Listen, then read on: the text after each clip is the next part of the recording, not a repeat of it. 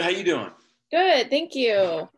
So I want to know a little bit first. I know you said that this movie was a love letter to jiu-jitsu. Can you kind of explain to me what that felt like and how this came about?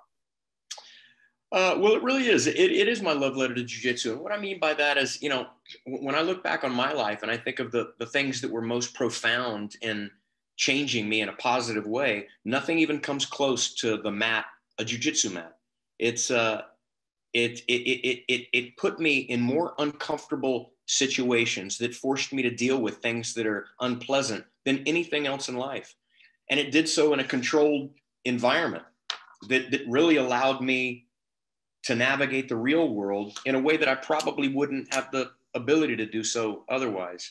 Um, so in that respect, it is my love letter. It's me drawing out in the most articulate way that I could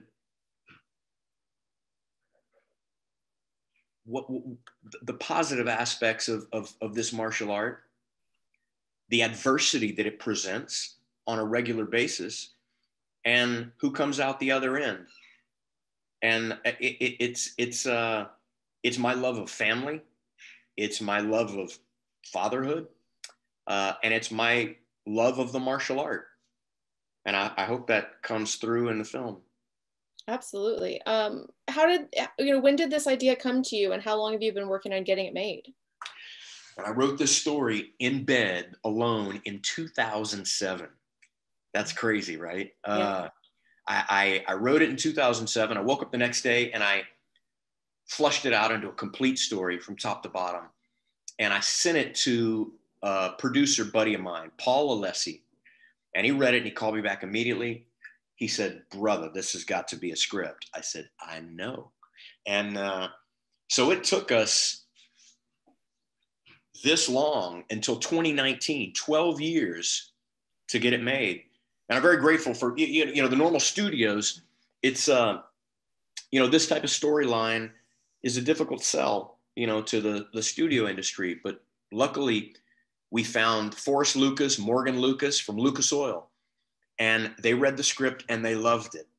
And they were a godsend. And they let us make a movie that maybe a lot of studios wouldn't. And I hope it's embraced in the same way that I hopefully attempted to deliver it. So you mentioned it's a story that not a lot of studios want, and I feel like especially right now with the success of Cobra Kai, maybe these types of movies are starting to get a little bit more attention. Do you feel like maybe even a year from now or even 6 months from now that these will get made a little bit more often? What would get made more often? These types of MMA and combat sports type movies. The way that I look at this is I think there's a time for good 12 months a year. There are times when certain genres are punctuated, where it's trendy to make. I remember when Tombstone came out and Wyatt Earp came out, those three Wyatt Earp movies at the same time.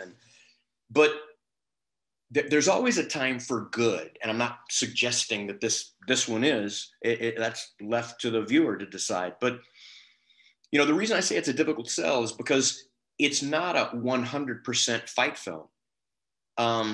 It's got a love story in there that I hoped that we executed in a way that is incredibly profound. I know that my favorite fight films are the same way. They are The Champ with Ricky Schroeder and John Voight.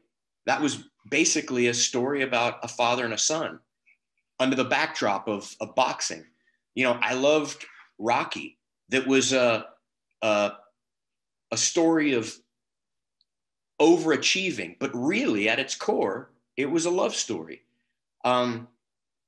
Outside of that, and for that same reason, I imagine that the story of Rocky might have been a little bit of a tough sell, because it wasn't all about fighting.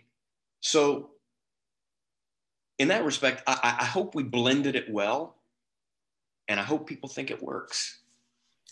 I think it works, and I'm not a critic, but I do think it works. Well, I appreciate it. You're obviously a Brazilian Jiu-Jitsu black belt. So coming into this role, it probably felt really familiar to you. Was there any additional training that you had to do to become the MMA fighter? No, there wasn't any additional training. You know, a lot of people ask me that, like, what'd you do to get in shape? It's you know, jiu-jitsu is a daily part of my life. I have 600 square feet of mat space on my property. I teach 2 classes a day. I roll every single day. You're hard pressed to find me at any time without mat burn on my face. It's so there wasn't any specific training that I had to do to get ready for the film. And because we didn't have a huge Hollywood budget, you know, I had to cast highly proficient martial artists in the role. And it's funny when people, you know, ask me like, well, how much rehearsal did you do for the fight sequences? Crazily enough, none. We talked about it. But if you cast, you know, highly decorated, proficient martial artists, I can say, I'm going to do this. You're going to transition to this. You're going to counter with that. And then we just go and do it because it's what they've done 5 times a day, 7 days a week for the last 25 years of their life. You know, these are incredibly proficient martial artists. So we just did it and we shot it. And normally, you know, you do it with a stunt guy who, you know, but these are strict MMA fighters and martial artists that know this like the back of their hand. So it really was, they're more comfortable doing the action sequences than doing the rest of the acting part. It was a great experience. It really was. And how did you decide who you wanted to pick? I think Edson Barboza is kind of a unique choice. I think he's perfect for the role. I'm curious how you came about picking who you picked. You know, I always thought Edson was one of the scariest looking humans I'd ever seen. And so I sent him an Instagram message and he didn't respond because he doesn't really do his Instagram. He put, you know, and I noticed that he tagged his wife in some pictures. So I sent his wife, I said, I'm trying to get in touch with your husband. I'd like him to be a part of a film that I wrote. And so she put me in touch. And the next thing I know, he read it and he showed up on set and could not be more diametrically opposed to his visual signature. The guy is the nicest, most docile creature known to man. Oddly enough, he's also one of the most lethal creatures known to man, but just a wonderful human being. But I always just envisioned that look that I think he brings to the screen is just, he's just a scary individual. And it was a wonderful experience. He's a great dude. Yeah, it was a surprising, like I said, it wasn't somebody who I would immediately think of, but in the role, I was just like, oh my gosh, so perfect. So yeah. I think that was really a cool surprise. And you mentioned that it was, you know, obviously they're used to the fight part and the acting part came a little bit harder. Was it difficult to choreograph fight scenes? Because obviously, you know, when you're in a fight, you want your hands up in front of your face, but in a film, you don't want your face covered or certain things, you know, were those difficult? Not at all. And that's in this respect, we really wanted the fights to be real, old school jiu-jitsu and authentic. And a lot of times that doesn't lend itself to camera work, but we didn't care. I wanted to stay true to real, old school jiu-jitsu roots, real Renzo Gracie, Rickson Gracie jiu-jitsu. And it's ugly, it's slow, it's methodical, but that's the way we shot it. And that's part of my love letter. It's to real, old school, violent jiu-jitsu. And jiu-jitsu is obviously such a, I mean, I feel like if you do jiu-jitsu, you're in jiu-jitsu. I think it's a hard thing to do half-ass, you know? Do you feel like maybe this film will help bring people to jiu-jitsu and fall in love with jiu-jitsu who maybe hadn't experienced it before?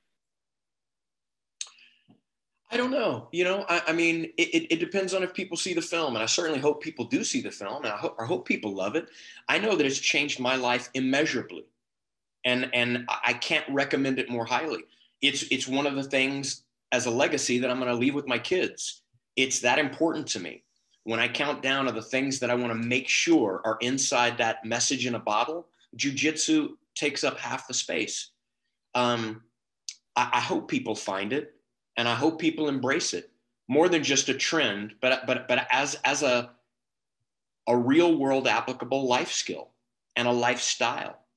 I certainly hope so. And you mentioned your children, they're in the film as well. Was this the first time you've done a film with them? This was their inauguration to the film world and their retirement from the film world. I was going to ask next. Yeah. I mean, you know, if they turn 18 and make a decision they want to try film, they're more than welcome to. But in the meantime, unless daddy's in it and we're all together doing it, they're not going to be young actors. No.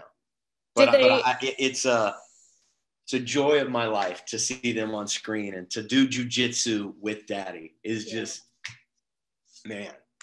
Did they seem like they caught the bug at all doing acting, or were they just sort of just having fun as kids do? Just kind of having fun. You know, they were confused why we had to do things over and over and over again. And you have to explain the editing to them. And they're like, well, we just did that. Why do we have to, you know, it doesn't make sense. But we had a great time because, you know, my wife, my kids were on set. We went home to the hotel and we had a transformer bed, meaning the couch transformed into a bed. Oh, you know, and room service is so cool. And we had a great time, man. We really did. That's awesome. Well, I have one last question for you. Hope it's a fun one. We've got a big UFC fight. I'm not sure if you follow the fights, but I wanted to know if you do follow, if you have a prediction for UFC 257, Conor McGregor versus Dustin Poirier. If you have a prediction of who you think. Conor. It'll be a knockout. In my opinion. Now, here's the thing. Anybody that says this is going to happen at this time, they're professing to know something that they do not know. In a fight, anything can happen. I do think Conor wins 9 out of 10 of these. Is there a route that Dustin can win? Absolutely. Everybody always has a route. And depending on how much of your ability shows up on the day, I think on the ground, grappling, they're probably similar. I don't think one necessarily defeats the other. I think in the striking department, Dustin's outgunned. I think Conor's left is a guided missile, and I think that's going to find its target. I think Conor McGregor, and I don't think it'll go past 2 rounds. Awesome. Thank you so much for your time. I really enjoyed the movie, and I think the fans are really going to enjoy it as well. I appreciate it. Thank you very much for watching. Yeah. Have a good day. You too. Take care. Thanks.